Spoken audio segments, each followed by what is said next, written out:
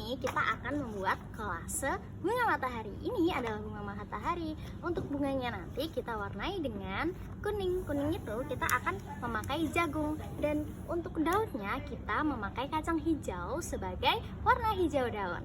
Yuk kita mulai. Oke.